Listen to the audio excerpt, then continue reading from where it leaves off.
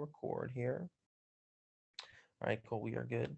So I have a couple questions that I'm going to put up here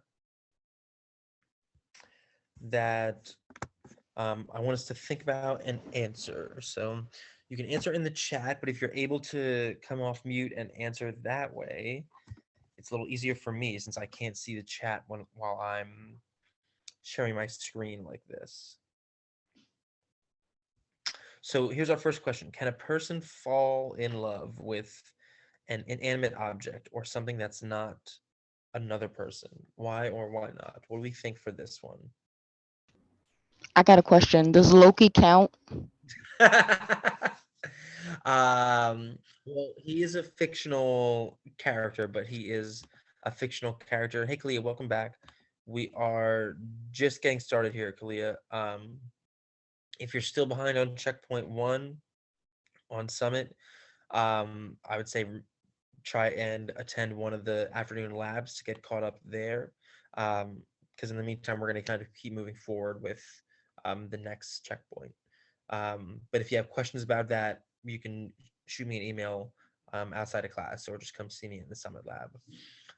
So what we're doing for today is kind of starting with some questions that we're answering.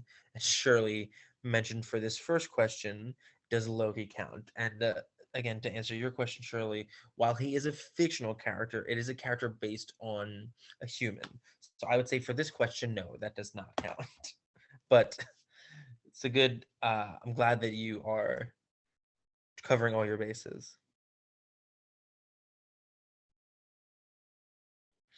So think about, like it says right here, something that's not another person. Can a person fall in love with an inanimate object or something that's not another person? So maybe an animal, maybe like a possession that they have, maybe like um, you know, an object. What do we think? Do we think that's possible for somebody to fall in love with something that's not another person? Yeah, my makeup. Your makeup? Okay. What else? What other examples? That's all I got. My phone. Okay, phone could be a good one. Think about also, like romantic love, because I hear what you're saying. You're like, oh, I love my phone. I love my makeup. I can't be without it, right? But it's not like, okay, I want to be in a relationship with my makeup or with my phone. But do we think that can happen with other things or objects or ideas? What do we think? And Salima, Kalia, if you guys have any thoughts as well, please feel free to share. I put mine in the chat. Okay, let's see. Seems to say yes because we latch our emotions onto what we feel and we can relate to most times or make us feel like our authentic selves. I really like that. That's good. I think that is definitely a good point towards this question is if we connect with something that makes us feel like, to use your phrase, Salima, our authentic self, we might develop a kind of like romantic relationship with that thing, even though it's not another person, right? um Here's an example of this. I'm watching a show right now on HBO Max. It's called Made for Love, and the main character's dad is um his wife, the main character's mom, died, and now he has like kind of like this like mannequin or statue that he is like in love with, and he dresses it and he makes it dinner and um is like this calls it his girlfriend and stuff like that, and everybody is like, this is a mannequin, but he's like, no, this is my, this is just kind of, it is what it is. And so I think it's kind of that idea you're talking about, Selima, like maybe that thing, even though it's not a real person, kind of connects him with his, makes him feel like his authentic self. So he attaches his emotions to that. Really good one. Any other thoughts? Kalia, anything for you for this one? If not, that's okay, because there's going to be a few other ones.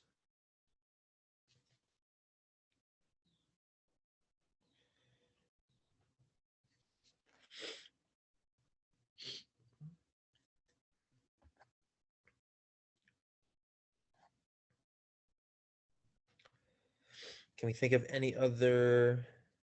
Well, actually, that leads me to my next question. All right. So, are there any? So, I just kind of shared my example from that show. What are some examples of stories or movies where you know that this thing happens? So, have there been any movies you've seen or stories you've read where there's an instance of, a character falling in love with, romantic love with something that's not another person? It could be, an object. It could be um, an animal. It could be an idea. It could be, a memory, maybe even. But what do we think? Can you think of any examples of this? You can put them in the chat if you can think of any, or you can mute.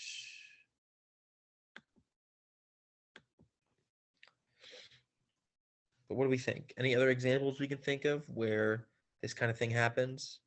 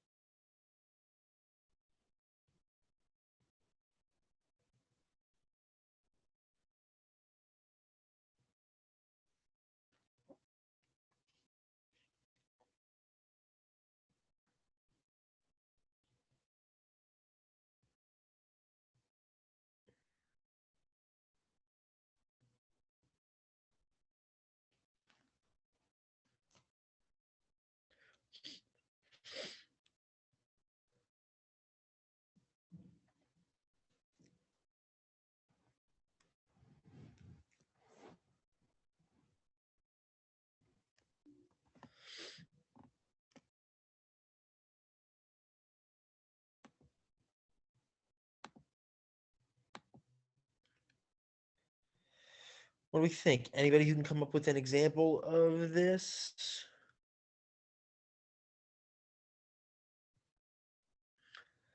Anyone, anything that we know or have heard of? And if not, that's okay.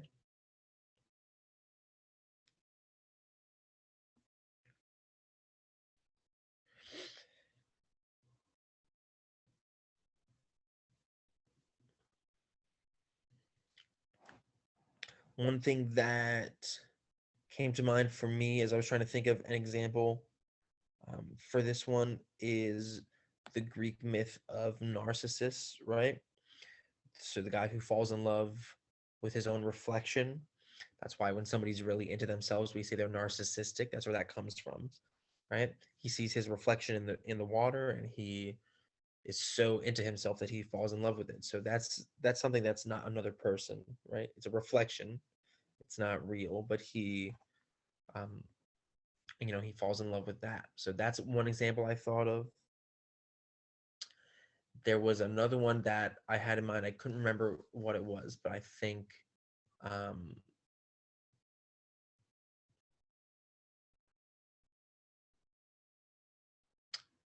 there was a show or a story where somebody falls in love with a tree, right?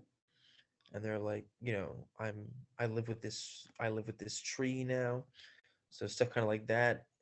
Any ones that come to your guys' mind that you can think of? Groot, I guess, yeah, surely that could be. I mean, there could be a lot of this in Marvel because, I mean, we said not human, right? And so aliens, I guess, could count, right? So we could think about, Rocket and Groot. Um, Would Ted be a part of it? who? Say it again. Ted, the movie Ted with the little teddy bear. The movie. I'm having. Are you saying Tag? No, Ted. Oh, Ted. Oh yeah, that could be one, right? Falls in love with his, teddy bear, right?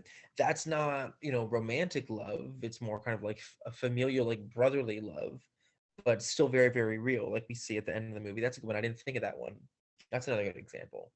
Um, I'm also thinking Marvel wise, like WandaVision would be another example, since she, creates that version of Vision, and it's not the actual real one. So it's kind of like, okay, you're in love with a memory and not like the real person. So that could be another example. But both good ones. Anything else? Yeah. Star-Lord and Gamora, because Star-Lord's human, Gamora is alien, so maybe that could count.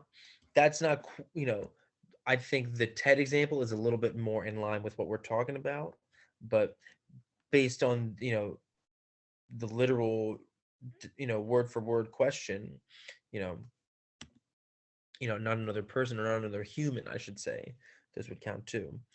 But I think if we're talking about like the example with Ted or Narcissist, where it's his reflection, I think that's kind of what we're talking about. But all good examples. Good job. So here is the last kind of question with this. And Clea, I'd be curious to see what you think about this one, because we haven't heard from you yet. But why do you think people use inanimate objects to symbolize romantic relationships?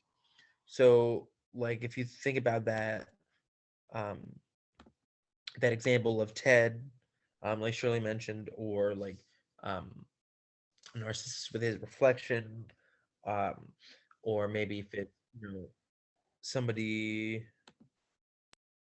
hey, Ike, welcome. We are kind of getting started with the background for checkpoint 2. And is that Kalia coming back in? Yeah. All right, welcome. So yeah, if you're just joining us, we're kind of getting started with the background for checkpoint 2. We're answering a couple questions here to get us started. All right. I, Here is I wasn't Oh, go ahead. I wasn't able to access my computer because it's been updating. So what was due for checkpoint 1? No worries. So checkpoint 1 is assigned to you on Summit. And I can put the link to the YouTube recording of the previous class where I kind of go over how to do it, and that can help you get you started as well. You can access the checkpoint and the short story that goes with the checkpoint. They're both on Summit. Okay. Can you send the video to my email? I can do that after class. Is it fucking All right, senior thank you. project? No problem. Is it senior? All right. Oh. And Selima, if you were saying something, I couldn't quite hear you. You're not a junior though, you're a senior. Oh, shit. So why are you worrying about what your phone? All right, we'll mute that for now. So back to our question that's kind of getting us focused in on checkpoint 2. All right. For those of you who are just coming in, we've been talking about, can a person fall in love with an inanimate object or something that's not another person, right? Do we know any examples in like movies or shows where this happened? We mentioned, some stuff in the Marvel universe. Shirley mentioned that movie Ted, where he kind of, has real, familial kind of brotherly love with a teddy bear, right? So this is our next question here. Why do you think people, authors specifically, use inanimate objects to symbolize romantic relationships? So why would they have somebody fall in love with a teddy bear or with a tree or with their reflection or something like that rather than another person? Why do we think they might choose to do it this way rather than have it just be another person to person romantic relationship?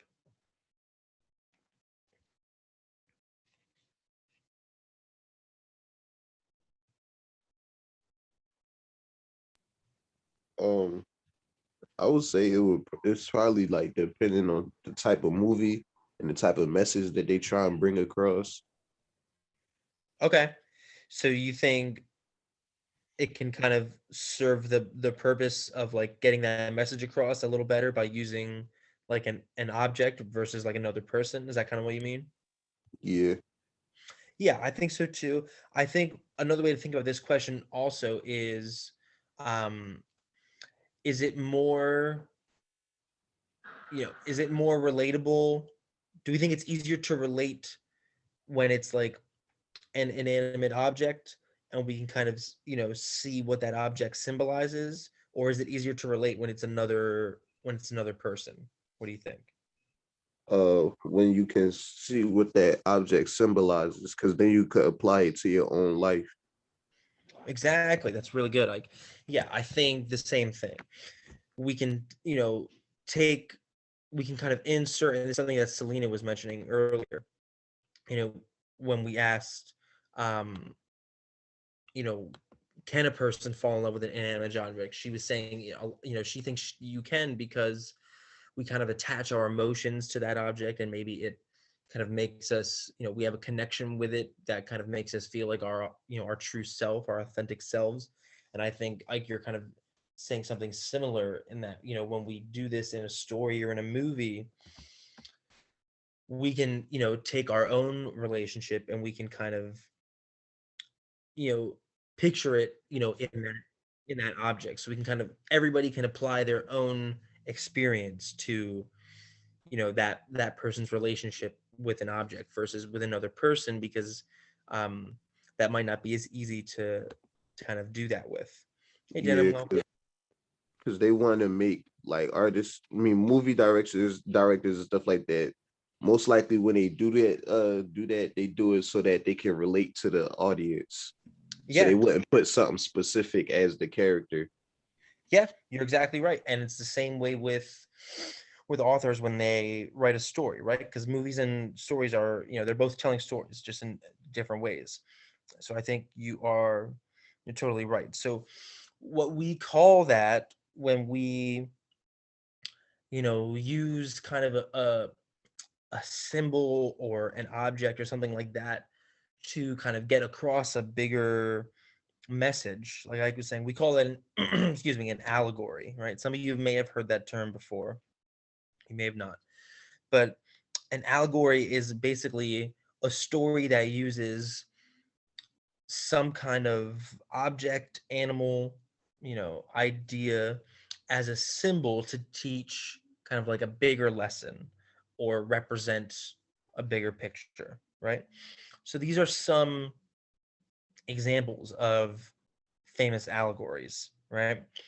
The most famous one is probably Pilgrim's Progress. This is written by a dude named John Bunyan. Very, very old story. This was written in kind of like the time of the Pilgrims. So like Puritan 1600s, right? And has a lot of religious kind of undertones, since that was kind of the vibe back then. But then I'm sure some of you have heard of Moby Dick, like the big white whale. So in this case, the white whale is a symbol for, this captain trying to come to terms with like, hey, I might not be able to do the things I used to do anymore, and I'm chasing this one last adventure before I can kind of call it quits, right? Uh, and then another big one of my favorites is Animal Farm by George Orwell. So this is a story that kind of tells details the events of the Russian Revolution in like the early 1900s, but it uses farm animals as to symbolize the people and the events that happened, rather than just telling the story, and it kind of gets the message across that way. And then some of you might have seen this movie, but Life of Pi is another one. So we have the boy and the tiger, right? And so maybe the tiger symbolizes the fear that boy is wrestling with as an immigrant and making this journey, and now he's able to kind of overcome that. So have any of us read or heard of any of these before? Any of these examples? We've seen one of these movies that they got turned into? And if not, that's okay. I'm just curious. Yeah, I heard of Moby Dick and Life of Pi. Yeah, I those are never probably heard the song though. yeah, those are probably the two of the more popular ones. Can anybody think of um any other kind of allegories now that we know, and I'll put this in the chat too, but now that we know uh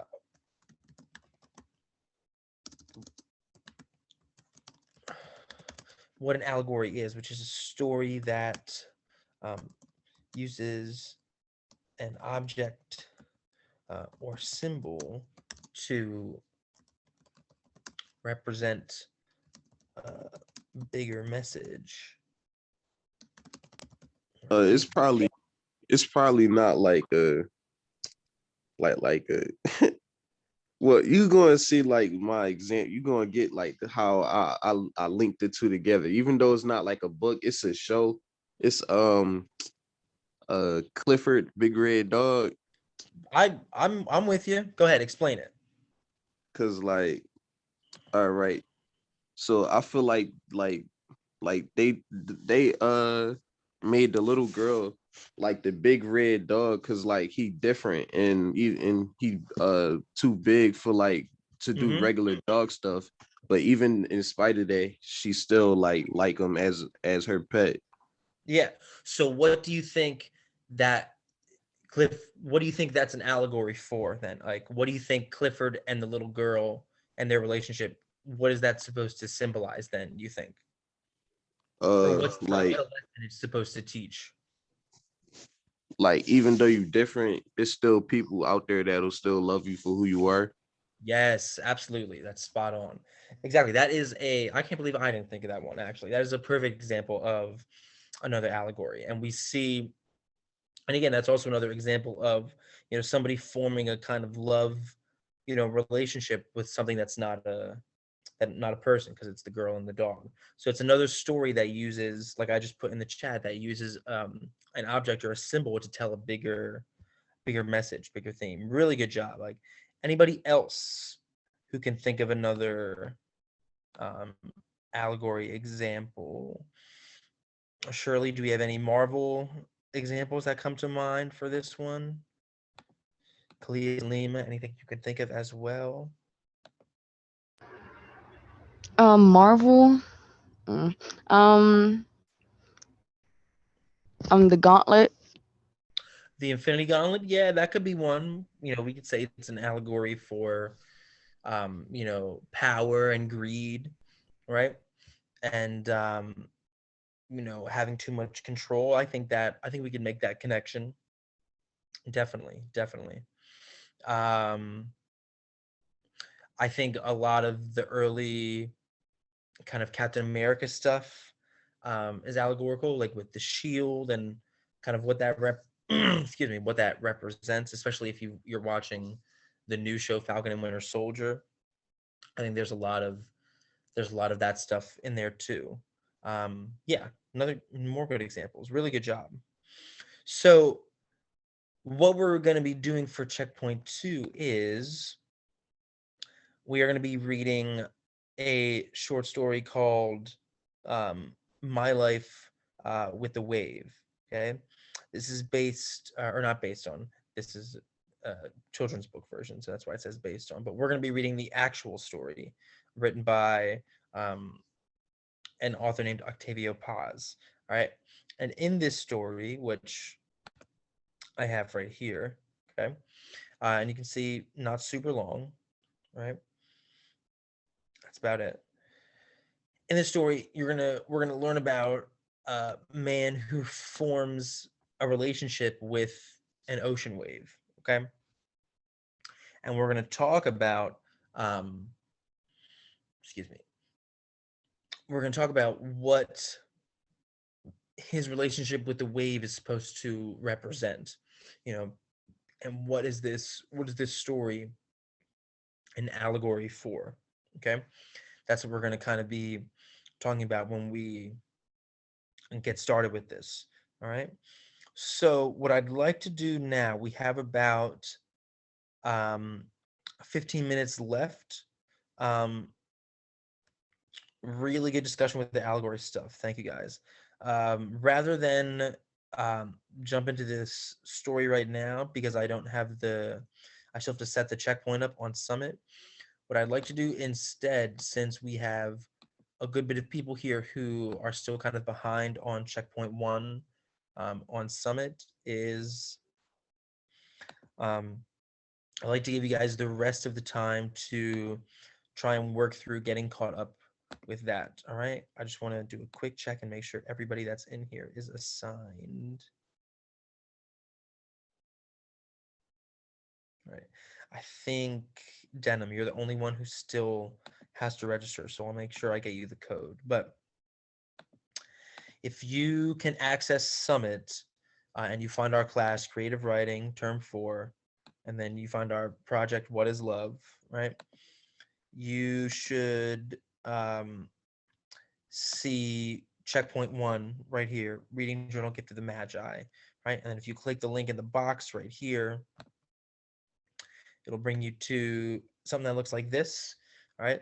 And if you go back to the checkpoint and you scroll down to the bottom, under resources, you should see it says Gift of the Magi text, like this, right here. And you can access the story, right? And then basically all you're doing for the checkpoint is you're reading through the story, and then you're using the story to help you do 2 things. Fill out this chart, right? Where you're telling me, okay, here's a symbol or a detail from the story on this side. What does this symbol mean? What is its significance? That's what you're telling me on this side. What does it tell us about the characters or about the story? And then on this part, it's presenting you with one of the problems that happen in the story. So Della doesn't have enough money to buy Jim a present for Christmas. What's her solution? What does she decide to do to solve that problem? And then same thing here for Jim. And now what's the new problem they have? And what's their new solution? Okay. And that's what you're going to do there. Right. And then lastly, you're telling me, how is this story an example of situational irony? Which again, we talked about previously in class, is when you expect one thing to happen, but something else happens, in actuality, in real life. Okay. And that's all you're doing for the checkpoint.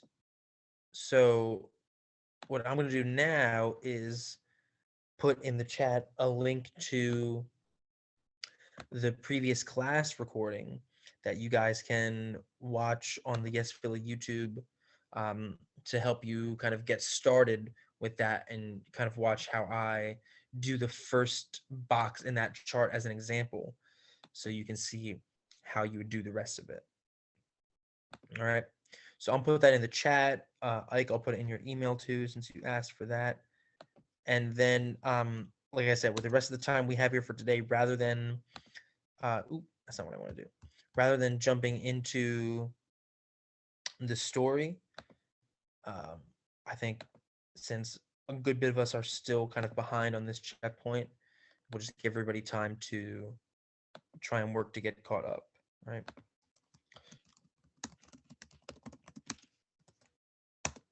So there's the class recording in the chat. I'll email it to you as well real quick.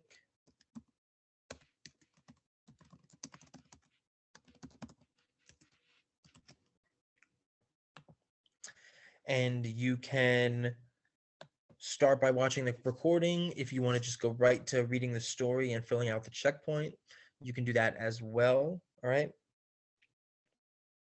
If you've already completed checkpoint 1, which I think is just Salima in here right now, maybe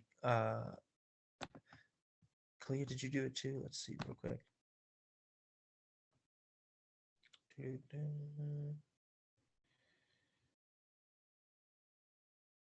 No, yeah, actually, Clea, I don't think you are registered yet.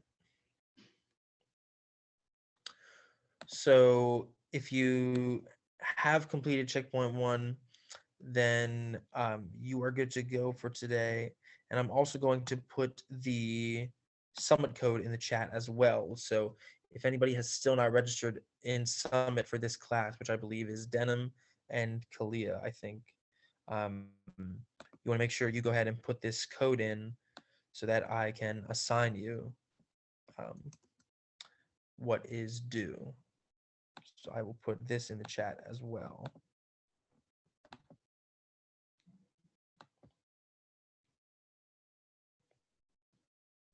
Oh, you already have the code, Kalia? All right, cool. I'll put it in the chat just in case anyone else needs it. So there you go. But yes, all right. So we got about 10 minutes left. Salima, you're good to go because I have checkpoint 1 from you. The rest of us take this time to try and start working through some of checkpoint 1.